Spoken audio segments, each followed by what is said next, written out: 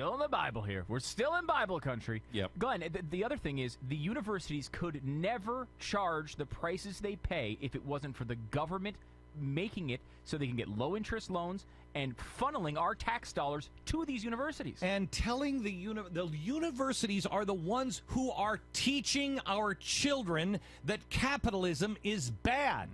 The university, excuse me, but where are all these economists from? All these people that put it all together, they're all the big university think tanks. The universities are the root of the problem. Not all of the universities, not all of the professors, not higher education, not books, not learning, not the book from Karl Marx, but the university system that has been set up. It is absolutely out of control. You tell me how somebody's going to pay off a loan of $70,000 every year. $70,000 a year for 4-6 years? That's insane. And nobody questions that. No, instead, we just give these universities more money. We just take our tax dollars and give them more. Nobody, not once have I heard anybody in government talk about. They'll talk about healthcare. Oh, they'll talk about healthcare. They'll talk about how bad things are on education. Not enough people are getting an education. Do you know why they're not?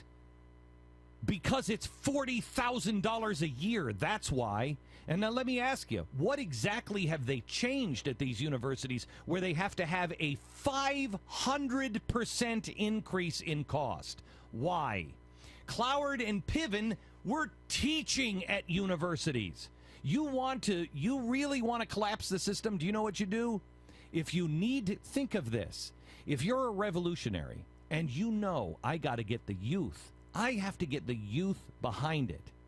And I also have to overwhelm the system and collapse the system. What do?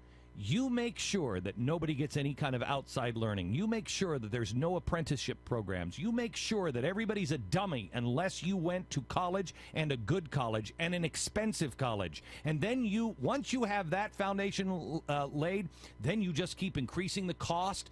100% this year, 100% next year, 100% the next year, and costs become so crippling. But what you do is you keep those interest rates down, you keep everything, and you spread it over so nobody really notices until it's so far out of control that no one can afford it anymore. No one can afford it, and it doesn't make sense to have this higher education. And then what do? Then you tell all of the students, don't pay your student loans. Don't pay it. It's the bank's fault. That's how you sow the seeds of revolution, and I contend that that's exactly what the revolutionaries, the Marxists, the hippies from the 1960s, the Bill Ayers of our universities did knowingly. Why aren't you marching against the universities? Why is it only the bank? That's a great point. I mean, over and over again this happens. And the market would not support the cost of these colleges without the government intervention. So you have both of them working together. And when did that happen? And would you look that up? When did the United States really get into financing universities and financing student loans? When did that happen? Look it up. I have no idea. There's a question usually it's not smart to ask a question you don't know the answer to, but I'll bet you it was in the 1970s. Well, and the one thing we do know is that it's been increasing and increasing and increasing. And again, it's the same. It's like the racist argument. It's like you can't be against giving more money to colleges because then you're against children. Mm-hmm. And Glenn, correct me if I'm wrong here, because you think about this stuff several steps out further than I do. But it's like, no offense to the caller who just called in and made that point, but aren't the people who are at Occupy Wall Street, the guy that we talked about, who identified himself as a Bolivian socialist, aren't people like that depending on guys like that caller? Oh, yeah. The mainstream person who just says, well, that's a pretty good point. We should go along with that. This is why I have worked tirelessly to tell you in advance. How many times, maybe you'll remember it now, how many times have I said, And it will all make sense. It will all make sense. They're going to scoop up so many people. And they'll do it so many people because look, we have been taught, thank you, Edward Bernays, we have been taught a certain way to think. We have been taught to be consumers. Sir, don't talk to me about the banks. Talk to me about Edward Bernays. Talk to me about the propaganda system that the progressives built that took us from a country, in their own words, a country that went and focused on its needs and instead turned it to a country that focused on its wants. That's our problem.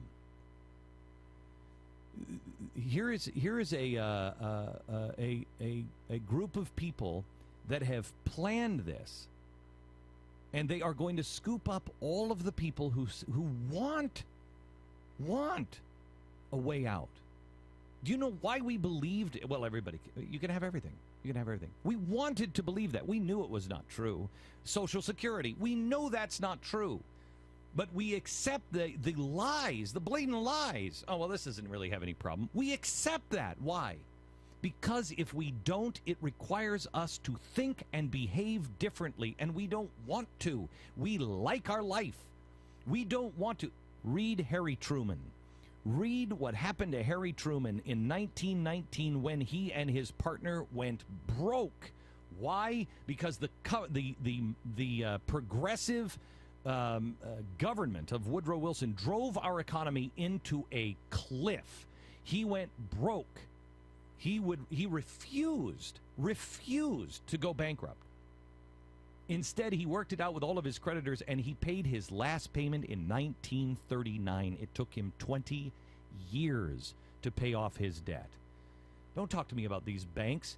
You don't owe them. You're not a slave to the bank. There is such a thing called bankruptcy. But is there anything called personal responsibility? You made the choice to go to school and take the loan. They never promised you anything but an education. Now, you want to go to them and say, I think I got a crappy-ass education. I'll stand with you on that one, brother. They indoctrinated you. They're indoctrinating our children now. But don't tell me about a loan that you took out. I understand. And if you can't honestly pay it, if you are behind the eight ball, you do everything you can. You work at every job you can to pay it off. But if you cannot make that, there's something called bankruptcy. Now, a lot of people are now saying bankruptcy, that's your first option. It is your last option if we are a people of merit.